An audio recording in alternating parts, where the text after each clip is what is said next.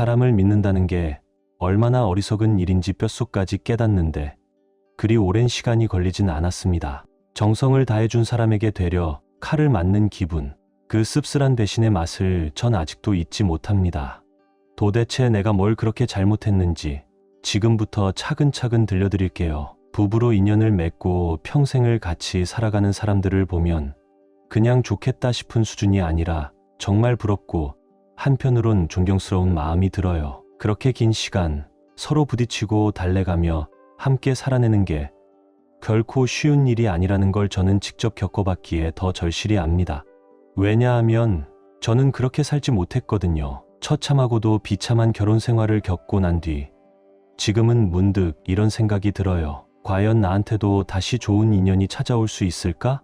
아마 제 얘기를 듣는 분들 중엔 대체 무슨 일이 있었길래 하고 궁금해 하실지도 모르겠네요. 그래서 오늘 저도 어디 가서 쉽게 말 못할 막장도 이런 막장이 없는 저의 이야기를 한번 꺼내볼까 합니다.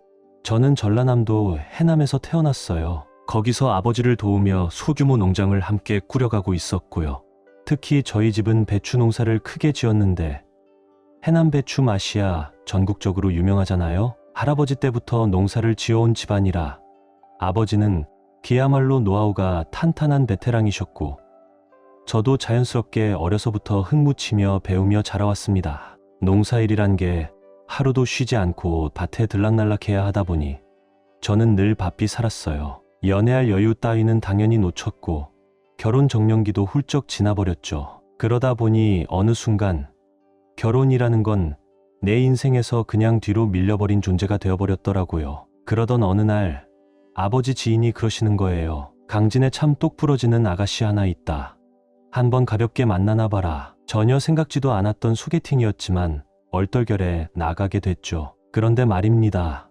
첫 만남부터 어쩜 그렇게 마음이 맞는지 마치 전생에 인연이라도 있었던 사람처럼 술술 대화가 오갔어요. 제 얘기에 진심으로 웃어주던 그 사람 모습에 노총각이던 저는 마음을 완전히 빼앗기고 말았습니다. 그렇게 7개월이라는 짧고도 빠른 연애를 하고 42살이라는 늦은 나이에 결혼에 골인하게 되었죠. 처음엔 정말 행복했어요. 무엇보다도 아침에 눈을 뜰 때 옆에 함께 눈을 뜨는 사람이 있다는 게 참 따뜻했고요. 아침밥, 점심밥, 저녁밥 삼시세끼 정성 가득한 밥상을 차려주는 아내가 있어서 그저 감사했죠. 하지만 딱 한 가지, 딱 하나 마음에 걸리는 게 있었어요. 아내는 평생 도시에서 살아온 사람이라 농사일은 한 번도 해본 적이 없다는 거였죠. 과연 이 시골살이에 잘 적응할 수 있을까?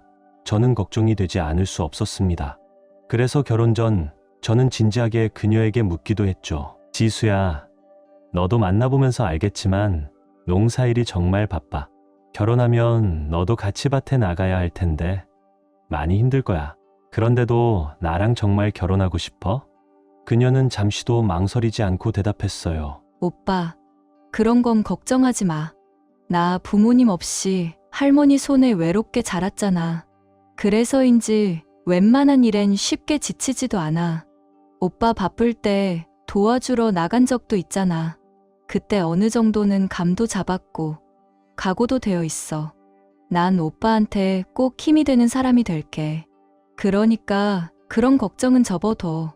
그녀의 그 단단한 눈빛과 말투에 저는 안심했고 기대하게 되었죠. 하지만 역시 결혼 전과 후는 다르더군요. 실제로 같이 살아보니 생각했던 것보다 훨씬 더 고된 농사일에 아내는 점점 지쳐갔고 어느 순간부터는 툭툭 푸념을 늘어놓기 시작했습니다. 아휴, 다리가 너무 아파 죽겠다. 하루 종일 밭일에 어머님 따라서 새참 만들고 밥까지 준비하려니 진짜 힘들어. 오빠는 이걸 어릴 때부터 어떻게 다 해온 거야? 그럴 땐 제가 대답하곤 했죠. 난 어릴 때부터 그냥 그렇게 살아서 익숙해진 거지. 많이 힘들었어? 그러면 그녀는 말없이 고개를 떨구거나 이렇게 말하곤 했어요. 나 진짜 너무 우울해. 밖에도 못 나가고 날씨 좋은데 바람 한 번 못 쐬는 게 너무 답답하잖아. 그 말을 들으면 저도 마음이 짠해졌습니다. 그래서 하루쯤은 밭일을 미루고 말했죠. 내일은 우리 시간 좀 내보자. 바람도 쐬고 읍내 가서 맛있는 것도 사 먹고 쇼핑도 하자. 미안하다. 시골에서 고생만 시키고 그녀가 전에 없던 투정을 자주 부리기 시작했을 때 저는 그게 힘들다기보단 미안했어요. 그래서 연애할 때처럼 선물로 기분 풀어주기도 했고요. 광주까지 데려가 명품 가방도 사주며 내가 돈 더 많이 벌어서 나중엔 더 좋은 거 사줄게 하면서 다독여줬죠. 하지만 그게 참 아이러니하게도 문제의 시작이었습니다. 그렇게 하면 아내는 또 기분이 조금 풀린 듯 웃으면서 다음 날부터는 다시 열심히 밭일을 도왔어요. 하지만 그 평화도 오래가지 못했습니다. 몇 번을 그렇게 달래가며 겨우겨우 일하던 와중에 어느 순간부터 아내는 몸이 안 좋다며 일을 나오지 않기 시작했죠. 하루 이틀이 아니라 계속해서 핑계를 대기 시작한 겁니다. 여보, 나 오늘 진짜 몸이 너무 안 좋아서 밭에는 못 나갈 것 같아. 당신이 오늘은 좀 고생해줘. 허리도 너무 안 좋은 것 같고 병원에 가봐야 할 것 같아. 몇 달 정도는 당신이 조금만 더 힘내줘야 할 것 같아. 그리고 할머니가 갑자기 찾으셔서 며칠은 할머니 집에서 쉬다 올게. 그렇게 아내는 하루하루 다른 이유를 들며 밭일을 빠지기 시작했습니다.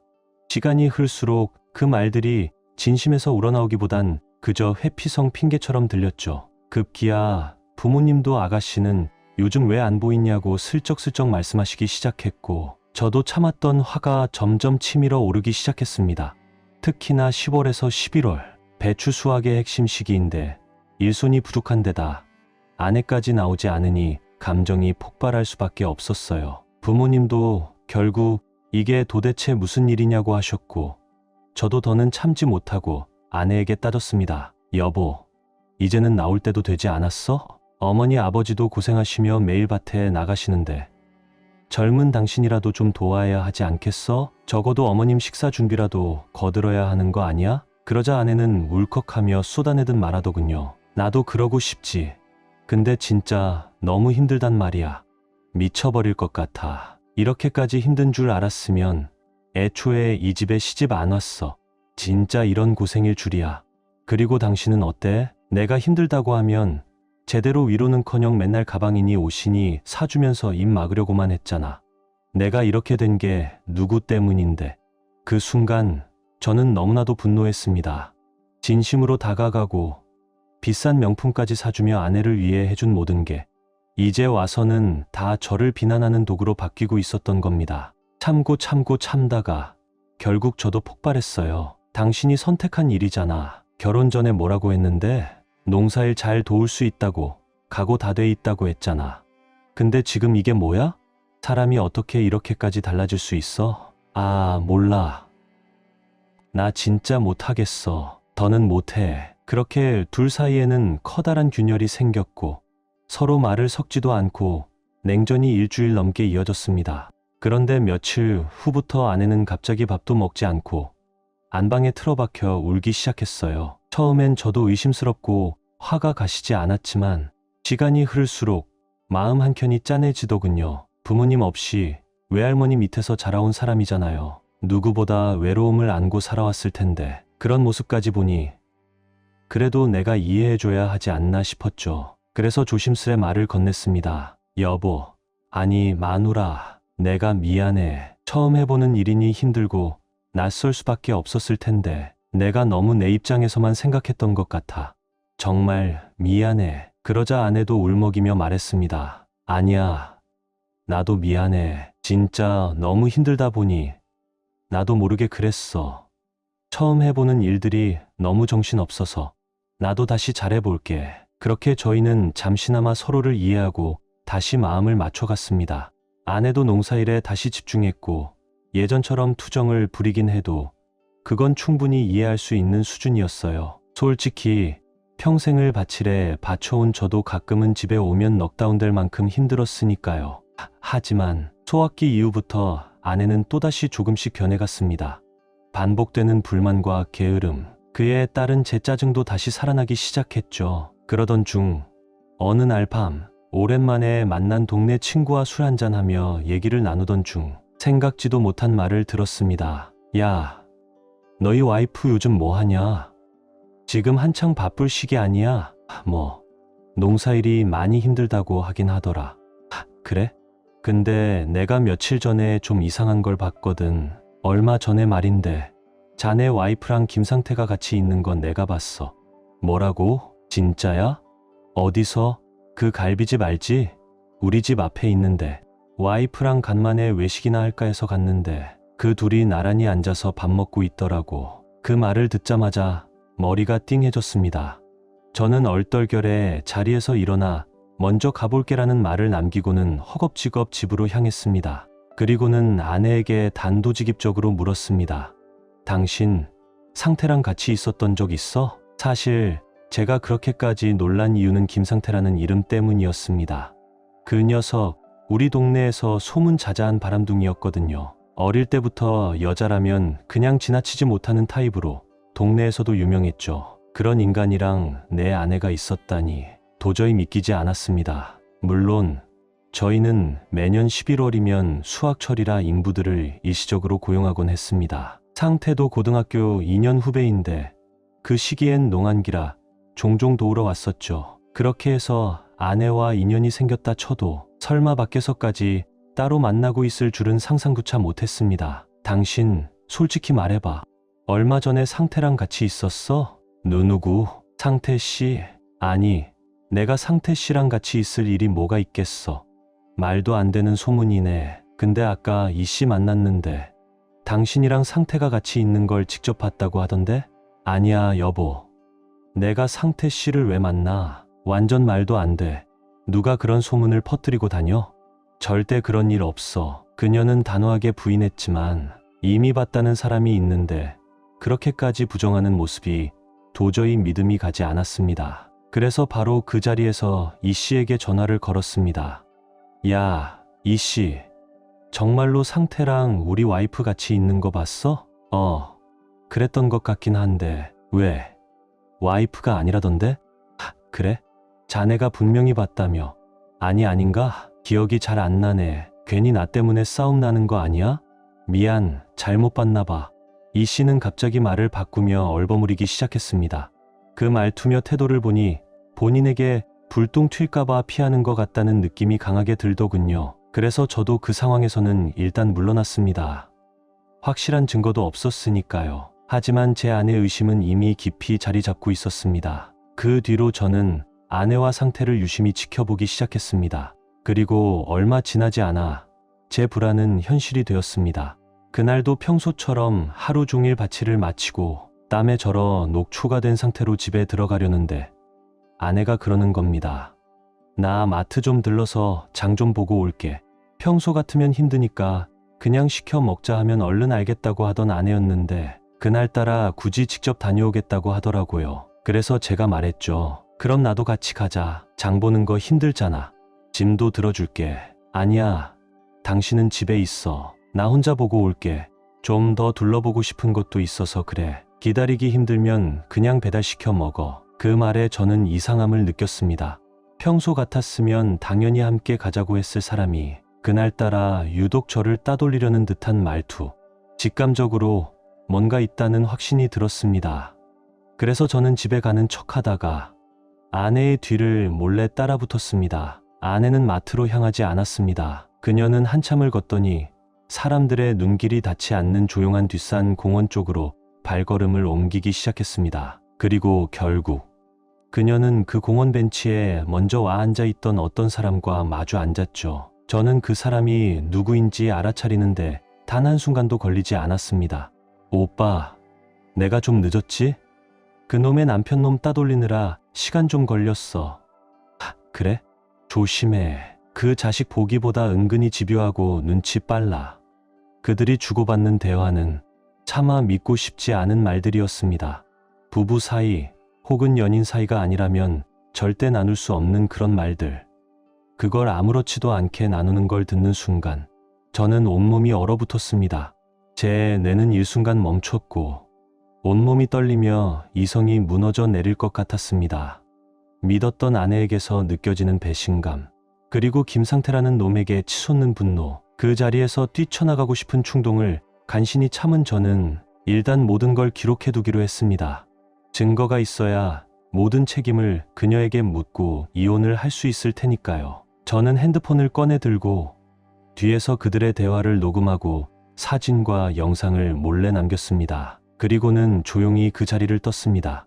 그날 이후 저는 그들 주변을 맴돌며 더 확실한 증거를 수집하기 시작했습니다. 아내가 외출할 때마다 조용히 뒤를 밟았고 그 끝엔 늘 김상태와의 만남이 이어졌습니다.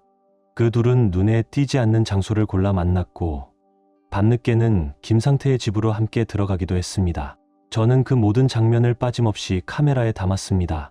아내가 상태의 집에 들어가는 모습, 그 집 앞에서 서성이다 몰래 지켜보는 제 모습, 모두 다 그날 이후의 기록이었죠. 그러던 어느 날 전혀 예상치 못한 상황이 벌어졌습니다.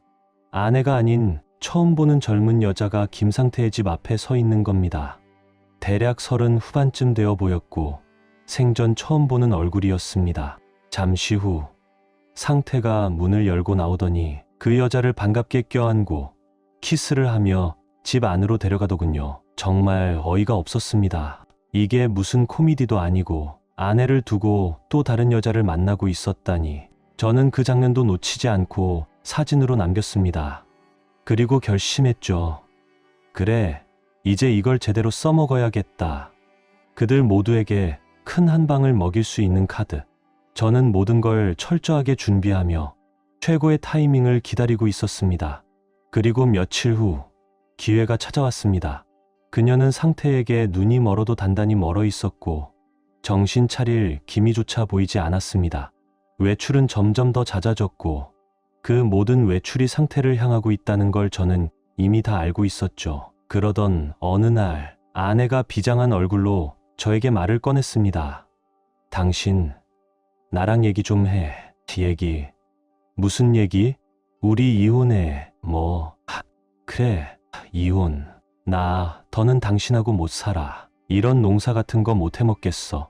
당장 이혼해. 그 말을 듣는 순간 황당하다 못해 어이가 없었습니다. 갑작스러운 통보에 저는 일단 반응을 하지 않고 눈만 마주쳤죠. 진짜 지긋지긋해. 농사일 하다가 얼굴 타는 것도 싫고 맨날 몸빼 바지나 입고 밭에서 뒹구는 삶. 생각만 해도 끔찍해. 그러니까 당장 이혼해. 그녀의 말은 칼날처럼 들렸지만 저 역시 이미 이혼을 결심한 상황이었기에 미련도 망설임도 없었습니다. 그래. 좋아. 나도 너 같은 인간이랑은 도저히 못 살겠더라. 개념도 없고 부모 공경도 모르고 책임감이라곤 눈곱만큼도 없는 내가 더는 같이 살자고 해도 못 살겠어. 좋아. 이혼하자. 그날 우리는 공식적으로 서로에게 등을 돌렸습니다. 하지만 저는 여기서 끝낼 생각이 아니었습니다. 그녀가 먼저 던진 이혼 카드.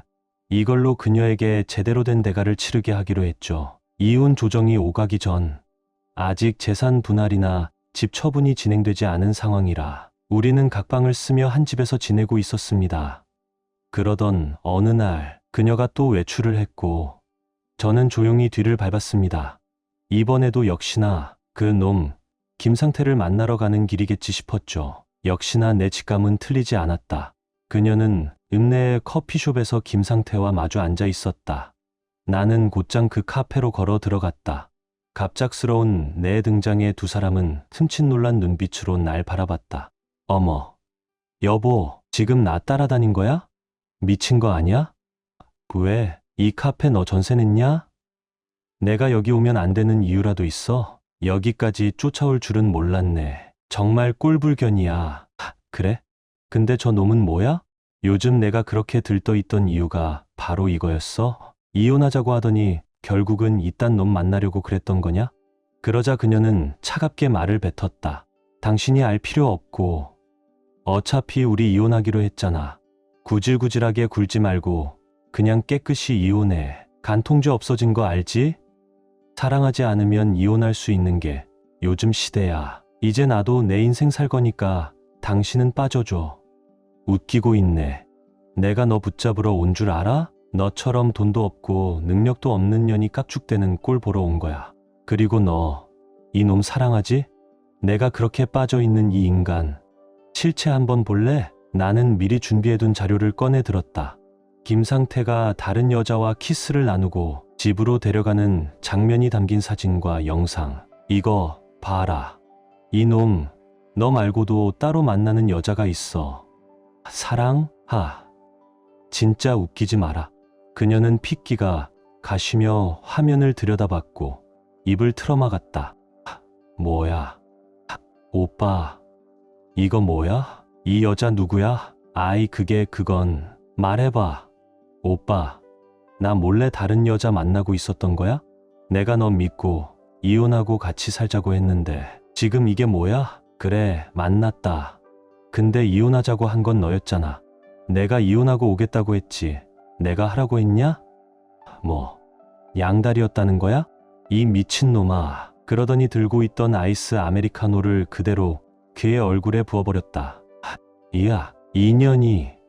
김상태는 커피로 옷이 다 젖은 채 분노에 차 그녀의 뺨을 후려쳤다. 다시는 연락하지 마. 정신 나간 또라이 같으니라고. 그 광경을 보고 나는 참았던 웃음을 참지 못하고 빵 터졌다. 어때? 현실이 좀 느껴지냐? 이게 가정을 버리고 다른 놈 쫓아간 내 결말이야. 이제 어쩔래? 저놈한테도 나한테도 버림받았으니 넌 그저 더러운 배신자일 뿐이야. 나는 냉소를 흘리며 카페를 빠져나왔다. 그리고 동네 친구들과 함께 술을 마시며 씁쓸한 기분을 털어냈다. 마음 한켠이 허전했지만 이대로 끝내긴 아쉬웠다. 집에 돌아오자 아내는 마치 쥐새끼처럼 눈치를 보며 입을 열었다. 여보, 있잖아. 나도 속은 거야. 그래도 변명은 안 할게. 나 이제부터라도 당신만 보고 살게. 오늘 커피숍에서 당신 기다리면서 얼마나 많은 생각을 했는지 몰라. 역시 내가 나쁜 년이더라. 앞으로 농사일도 빠지지 않고 제대로 도울게. 한 번만, 정말 한 번만 용서해주면 안 될까? 당신도 알잖아. 나 부모 없이 외롭게 자란 거. 당신마저 날 떠나면 나 진짜 못 살아. 나는 그녀의 말을 차갑게 잘랐다. 됐어. 변명은 집어치워. 너도 방금 말했지? 내가 외롭게 자란 걸 채워주고 싶어서 내가 다 참고 감싸 안았다고. 그런데 그걸 배신한 건 바로 너야. 이제 끝이야. 이게 우리한텐 최선이야. 그리고 너랑 상태, 나한테 했던지 그대로 돌려받게 해줄 거야. 당장 내일 짐 싸서 나가. 안 나가면 우리 부모님께 다 말할 거니까 그렇게 알아둬. 끝까지 제 이야기를 들어주셔서 진심으로 감사합니다. 누군가에겐 그저 한 편의 드라마였겠지만 저에겐 피와 눈물로 남은 현실이었어요. 이런 경험이 누군가의 선택의 작은 경고나 위로가 되길 바랍니다. 구독과 좋아요, 그리고 따뜻한 댓글은 제게 큰 힘이 됩니다. 다음 이야기에서 다시 만나요. 감사합니다.